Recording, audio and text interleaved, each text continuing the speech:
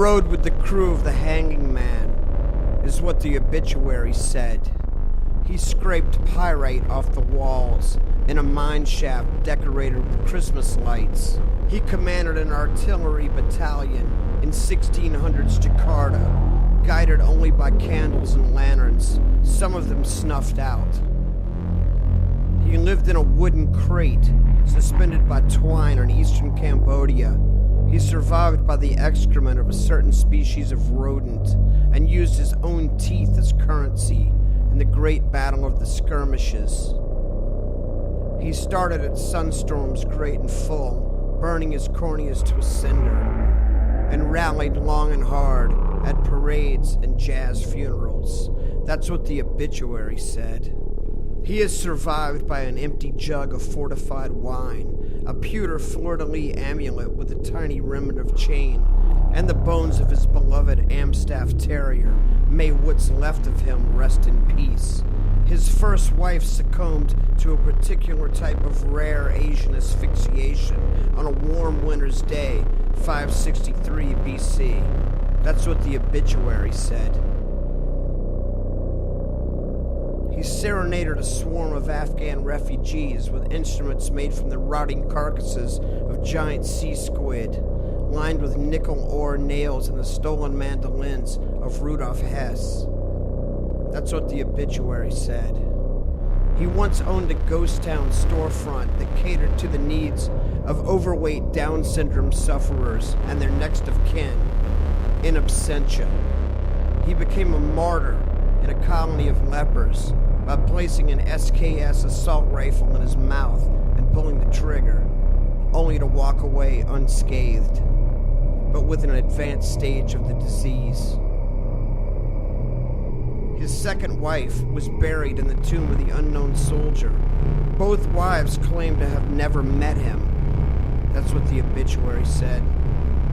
His various trips to the moon were deemed failures by the American public, when career instrumentation and equipment inside the NASA space probe turned up missing, only to be found later inside the trunk of his 1962 Chevelle SS. His denial was adamant. His citizenship was questionable. That's what the obituary said. He swam the entire length of the Mississippi River from St. Louis to New Orleans only by accident. His last place of residence was known to be Lower Canal Street, next to the cemeteries in Mid-City, respectfully. He swore by the alcoholic and medicinal properties of wet Spanish moss, and in frequenting many late-night establishments, such as barrel houses, go-go bars, and hack joints, he was said to have constantly kept one or more black eyes and/or split lips. He was fond of potatoes, fried or otherwise. That's what the obituary said.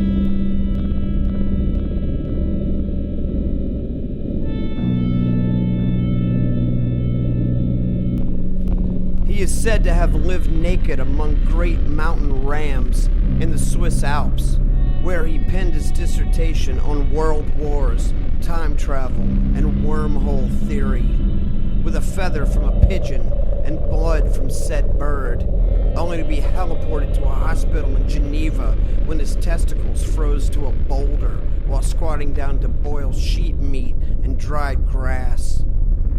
He furnished his one-room flat in Pembrokeshire, Wales, with small trinkets of twisted wiring and other invaluable items of dubious degree, such as a ceramic statuette of Jean-Paul Sartre, sans head and hands, and a full set of comas and momus doubloons. He maintained the fact that he was homeless. He maintained the fact that he was motionless. He maintained the fact that he was beardless, all the while sporting a full bushy chin of matted facial hair, possibly grown in a laboratory. He was said to be held together by duct tape and paste, while others swear to the fact of a small series of sewing pins running the length of the torso, over and under each arm, and finally culminating at the base of the spinal column. what the obituary said.